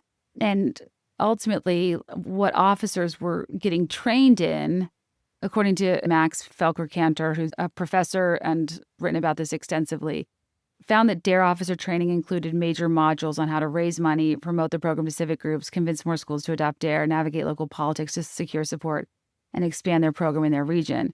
So they weren't just teaching kids about drugs, they were salespeople for the program itself. And the thing that doesn't make it exactly an MLM is that officers didn't earn commission, but the success was tied to expansion, not outcomes, which is like the rubric of a pyramid scheme when you're more focused on recruitment or expansion than you are the actual product, or in this case, the outcome. And one of the strongest MLM parallels this professor found when looking into the program is that D.A.R.E ultimately didn't measure success by reduced drug use, improved youth outcomes, or long-term results. The D.A.R.E America program would tout numbers like officers trained, schools added, states participating, programs launched, departments adopting the curriculum, so on and so forth. So it's kind of like their success, like their KPIs not being actually related to like drug prevention or harm reduction, but being about bigger distributors and a bigger network and growth as a proof of value, which is kind of antithetical to what they're supposed to be about, right? So it's a confusing thing where it's structurally similar with the self-replicating training system, with the expansion related success metrics. So when you think about that, D.A.R.E grew like a pyramid. Not because the officers earned money from recruiting, but because the program expanded by training officers who then spread the program to more schools, which required more training, which created more expansion. So revenues from the training fees and sales and local chapter fundraising all flowed upward, and success was measured by network size instead of community impact or whatever. And this is, I don't know, I spent a long time trying to figure this out because I was like, but what's the actual motive behind D.A.R.E's pyramid scheme, like shaped expansion, if nobody's getting rich? But there's like kind of this broader compounded institutional benefit allowing money to flow in ways that were financially advantageous. Overall, D.A.R.E America made money from royalties and training fees and, the like brand awareness and the donations across states. Then the local police departments would, through it, get access to federal and state funding. The community PR legitimacy of it all, justification for budget growth. And then the local D.A.R.E nonprofits would get donations and event revenue. They'd partner with businesses. The regional training centers got fees from training more officers and demand from there needing to be more training centers. And it's like a weird situation where it wasn't like this thing where an individual at the top gets rich, but like a multiple pronged system has more financial like movement and prospers in ways that I guess funding wouldn't normally be available to them. And I still find it a little confusing. Yeah, this says money wasn't going to people's pockets. It was going to institutions, structures, and budgets that benefited D.A.R.E America, the national organization, police departments who got access to federal grants, community donations, civic sponsorships. The money went to department budgets, not officer wallets, regional training centers, and professional fundraising firms. And that's where, like I mentioned earlier, using their likeness. But yeah, I guess the thing is, it's kind of that business model is structural evidence of how, like, a way to keep the program alive and to keep money flowing even after the studies showed D.A.R.E didn't work. Because if they measured success by outcomes, the money would have dried up. But in internally measuring success by number of officers trained, number of schools running the program, students reached, states participating, it incentivized growth instead of actual results. And that growth would justify continued funding, which is why the program far outlived the evidence of it failing. And yeah, this was saying an MLM-shaped expansion loop is ideal when your product is symbolic, political, legitimacy-based, not actually effective, and requires constant growth to justify funding. D.A.R.E structure made sense for what D.A.R.E really was, a do something about drugs PR program that generated money and legitimacy through growth, not outcomes. The MLM comparison isn't perfect, but the resemblance is not a coincidence. Yeah, I mean, this is why back in the day when we were talking about the overlap between like MLMs and cults and religions and stuff. It's self-reinforcing expansion even when outcomes can't be proven. Like with stuff in the afterlife, obviously, we're not going to like prove that. So we have to base success on other things.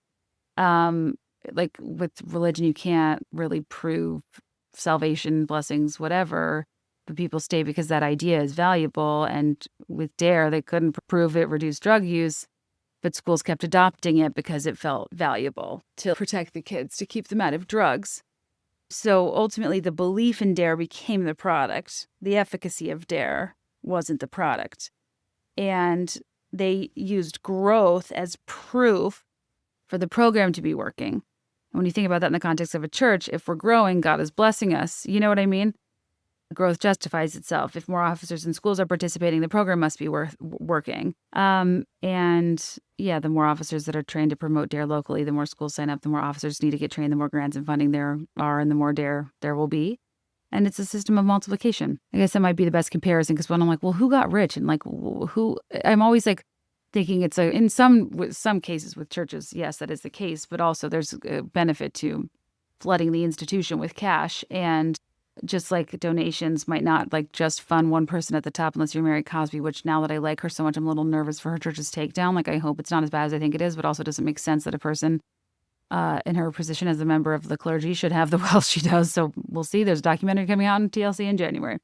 But yeah, prosperity gospel type churches, like the donations are going to go across a myriad of things, maybe disproportionately to some people at the top, but across the organization, the pastors, the events, the buildings, the worship and fellowship and educational programs and whatever.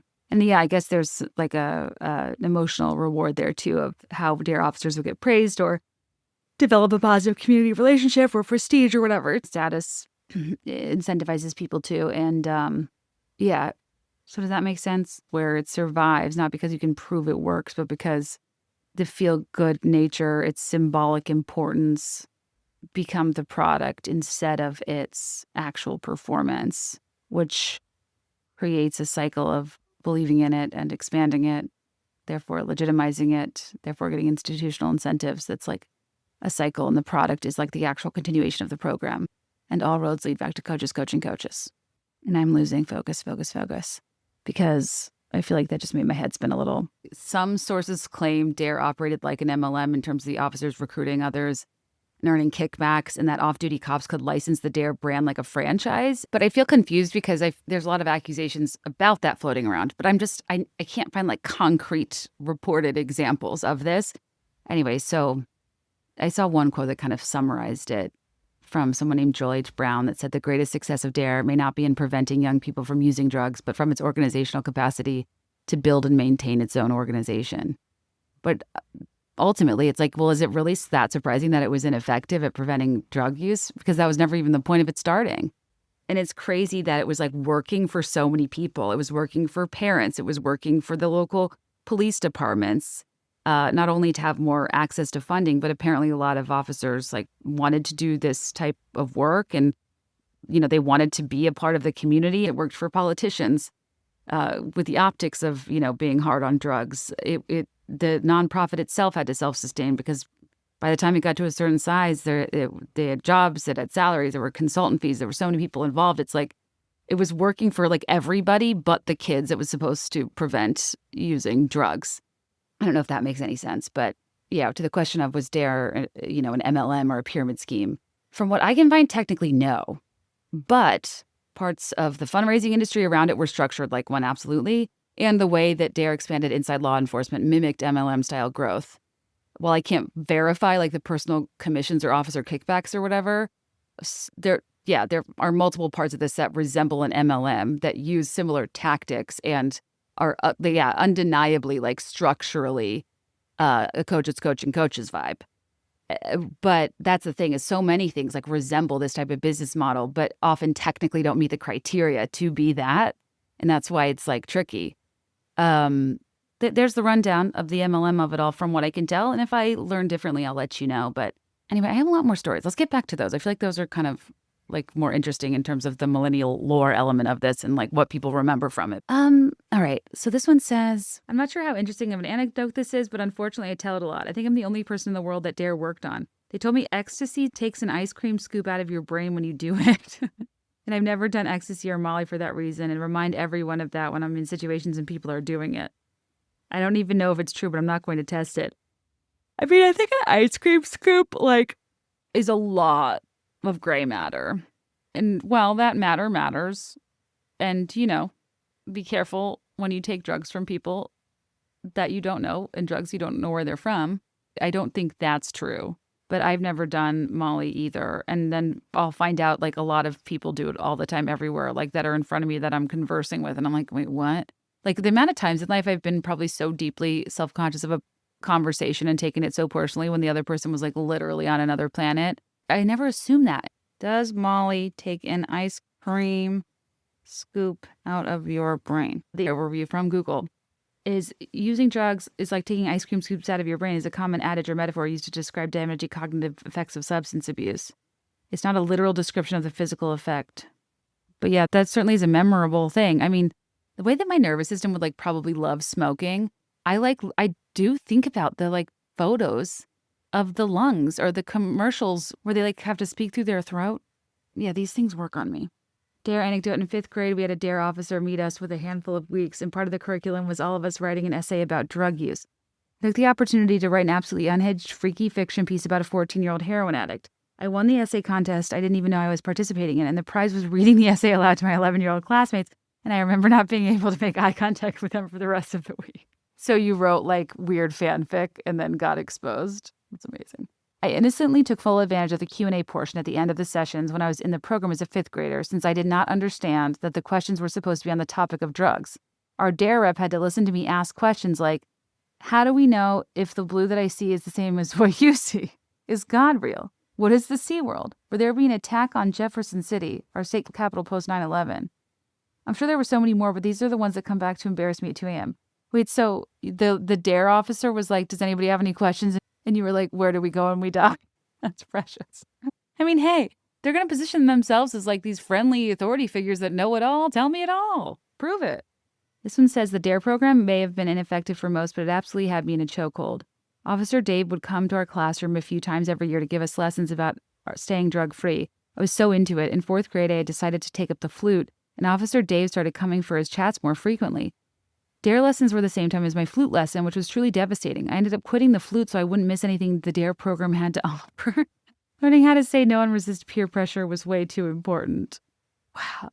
As we got older, there was an essay contest where literally all of the best won the freaking, are we okay? Leave it to the best to all win the essay contest. Verbally prolific, consistently subordinate, quick to believe authority figures. I relate. I'm your fearful leader after all. This person won the essay contest with a full-page paper about why I chose to be drug-free. As someone who never wins anything, this was thrilling. I had to read my essay in front of Officer Dave, our teacher, and the whole class. The prize was a stuffed Darren the Lion. Okay, I don't remember Darren. Do you still have Darren, and could you donate it to a fellow Beth in need of a Darren? I can't, you guys are making me laugh. Oh, it's her most prized possession. One of my proudest moments of childhood. Is your name Steve Henry? When I got to college, my attitude about drugs and alcohol had not changed. I wasn't vocal about it at this point, but any kind of party scene was just not for me. One night I went with some friends to the apartment of an upperclassman someone knew. We got there and his apartment is completely covered in beer cans, cigarettes, and drug paraphernalia.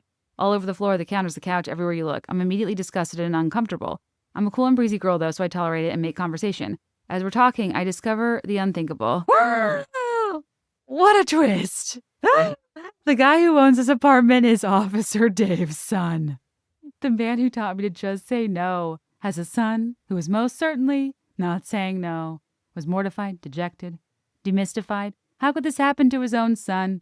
He told me that he didn't have a great relationship with his dad, and I just couldn't take it. My castle was crumbling down.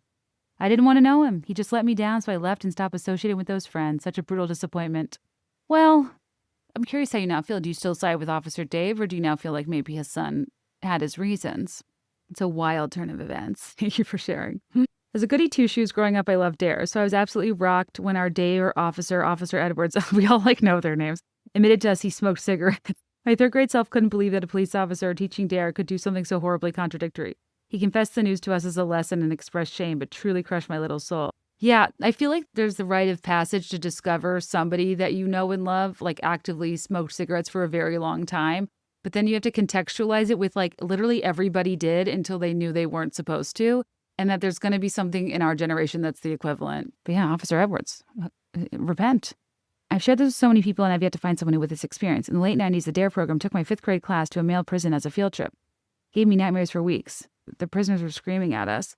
They also took us into a room and showed us things like handmade shivs that the prisoners used to injure each other.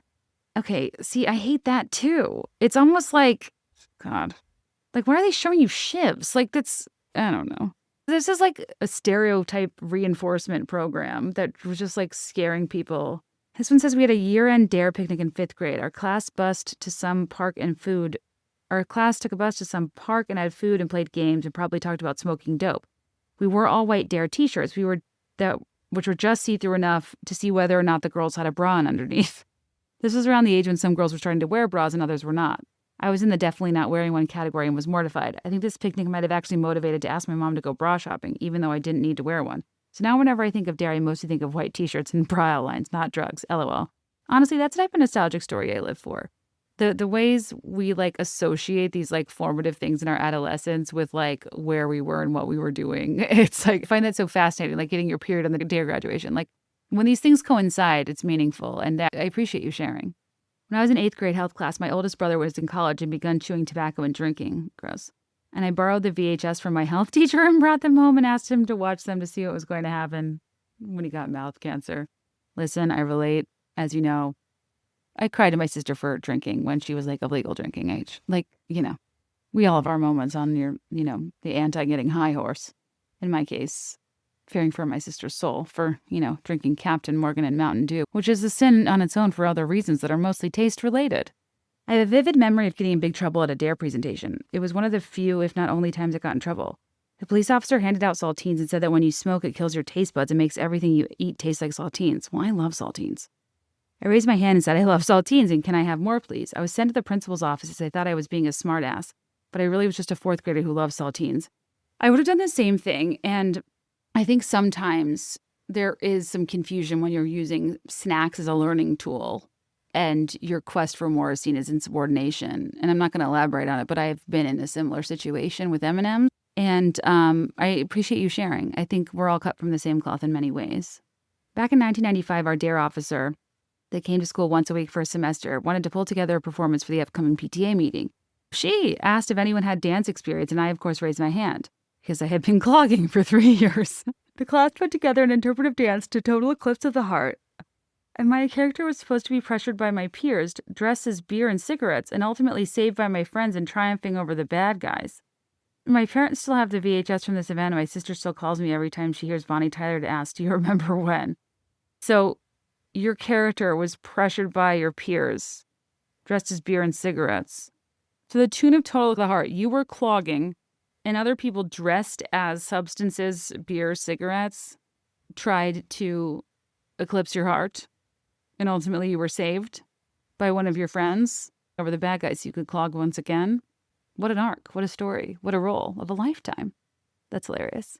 I don't remember doing interpretive dances. You guys did like fun theater-adjacent stuff that might have sparked in me that I didn't have the stage fright I thought I did, that I got from my catastrophic incident with the spelling bee that made me shy away from doing anything performance-related till I was in high school. And then I realized, oh my God, I should have been doing this the whole time. It's my greatest regret not being in something performance-related or dance or musical theater or something. And that's why I remain obsessed with these things as an outsider, a bystander, because I just feel such an ache that I'll never be a part of it. And I love it so much.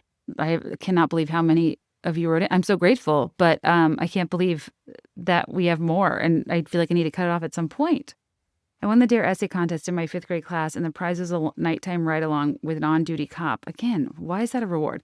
It felt more like a punishment than a prize for a goody two-shoes kid who was already terrified of everything. Even more so when the cop tried to scare me by pretending to do a drug bust on someone. What? This really is like fever dream-tastic. In high school, I was pinged to be a D.A.R.E representative, which meant a few times a year I would join our local D.A.R.E officer, Officer Gallagher, the names, along with 2 to 3 other high schoolers, and we would do this D.A.R.E meeting and with him to show kids what a non-drug doing teenager looked like. What a non-drug doing teenager looked like. Afterwards, we would go to Red Robin for mud pie. Hell yeah, bottomless French fries. I don't know why I said it like that. I've since learned that of the kids chosen to be reps, I was the lone non-drug user of the bunch. I have no idea who selected us or why. Oh, interesting. You were selected. Were people using drugs at the time? That must have been confusing. God, I haven't thought about Red Robin in a minute. I love their seasoning. Hi, Kate. My D.A.R.E memory is from 2nd grade about drinking and driving. The officer kept saying that drinking and driving is illegal, but never mentions alcohol. I was beside myself all day thinking my parents were going to the slammer because they always had a coffee thermos, water bottle, Diet Coke, etc. in the car. I really feel like they should have clarified that this refers to altering substances because how is a 7-year-old supposed to know that? That's something I never thought about in terms of like, you have a casual glass of wine. Your kid doesn't know what it is. They're not interested. If they've ever gone for it, you've told them not to drink it. My parents called them mommy and daddy drinks. I didn't really care. It's not like drinking is talked about in a way that's like, it's totally fine, just not until you're this age. It's like, it's really, really maligned and moralized as a certain way in these programs that kind of makes you go anywhere where adults are drinking and you're like, oh my God, am I surrounded by junkies, druggies, lowlifes, lowlifes, back alley trench coat dudes. It really kind of warps your understanding of how like, yes, these things can be a problem, but there's also like functioning ways people imbibe and enjoy themselves in this life. And that's probably a funny conversation with your kids when that time comes around. Like our first caller who, for some godforsaken reason, said aloud at her D.A.R.E graduation ceremony or in her essay read aloud or got a medal, informed the audience her mom drinks wine. Oh, Lord. This one says we had a D.A.R.E essay contest where the whole 5th grade had to submit an essay about how they would remain drug-free in life or something. I was one of 2 winners, and I had to read my essay in front of the whole grade at this big banquet in the cafeteria at the end of D.A.R.E. There were around 100 people in our grade, so it was kind of a big deal. I remember there was also drama because a bunch of my friends were mad at me and thought the only reason I won was because I was an overachiever who the teacher's like, what is wrong with people? Yeah, and? And? Sorry for overachieving. Try it sometime. Get a life. So yeah, that hurt my feelings that they weren't more supportive. And I low-key didn't think I wrote a good essay. Rude. I think they came around when they actually heard it, though. It was pretty good. This one says at my school growing up, the 6th graders get to go to a 2-day overnight to a wilderness camp to learn about nature and team building. Our D.A.R.E officer was one of the boys' cabin chaperones. He wasn't in uniform or anything, so imagine our surprise when, on one of the nature outings, he shot a snake that got too close to the kids. So many questions. Whoa. Yeah, he was packing heat. Like, at first I was picturing like a bazooka, but that's just, Tim Allen's Jungle to Jungle. He shot a snake with a gun? With a firearm? So many questions. Why was he armed? Had he kept the gun with him in the cabin while he was staying with the students? Also, the whole point of the weekend was learning about nature preservation. But Kansas, I guess. Oh my God, yeah, right. Like, did he even know? What was it, like a deadly snake? I've seen garden snakes, and those are chill, right? For the D.A.R.E snorkel, my D.A.R.E officer was the dad of a kid in my grade. Nothing exciting about that at the time, but fast forward to senior year grad parties. We had the cops called on one of the parties that was quite boozy, and who shows up but our D.A.R.E officer and the dad of an attendee of the party. We didn't get in trouble. He told us to quiet down. He then proceeded to hold his son's feet for a keg stand? The corruption. Special treatment.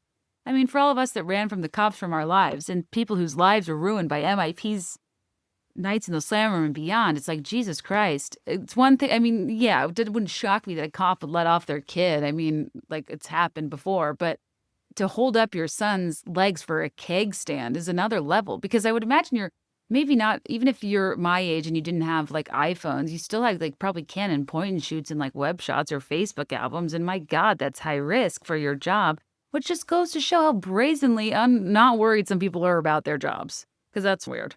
My D.A.R.E story was that I won a D.A.R.E poster contest and got $100 savings bond. 30 years later, I have no idea how to get the money from set. I do not get savings bonds. Like, I just remember thinking, thanks, Gma. Could I get some cash? I want to go to the Bath and Body Works. Like, I'm sure they vest somewhere, somehow. But like, are savings bonds still a thing people are getting kids as gifts? They were gifts that like are very generous, and I'm sure I appreciated later. I feel like they were cashed out when I went to college or something. But yeah, they're kind of hilariously not exciting for a kid. Hi, Kate. Boy, do I have a D.A.R.E story for you. Exciting.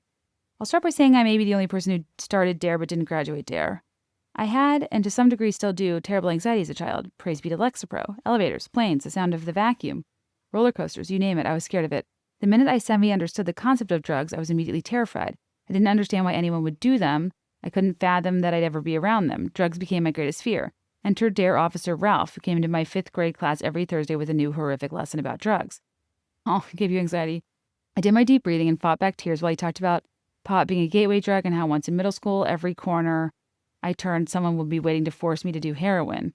I attempted to disassociate while he told us there could be drugs disguised as candy. And it was truly my nightmare until the day Officer Ralph shut the lights off and started a video. There are drugs in your house. My heart drops. My mouth goes dry. My eyes immediately well up with tears. Excuse me, sir? My house? What do you mean there are drugs in my own home? The movie starts going through all the inhalants found in a home. Whiteout, Sharpies, nail polish. The list was never ending. These, at a point, aren't you just giving people ideas? I couldn't help myself and burst into tears. I had all of those things in my home, so surely I've been high without knowing it. Am I high right now? Am I addicted without knowing it? Sorry for the lengthy. Ultimately, my parents did come up to the school. Me, Barbara, Pete, Mrs. Donnelly, and the school psychologist had a long chat. My mom and a teacher at another school got me out of doing D.A.R.E, and instead I hung out in the library reading, which was heaven.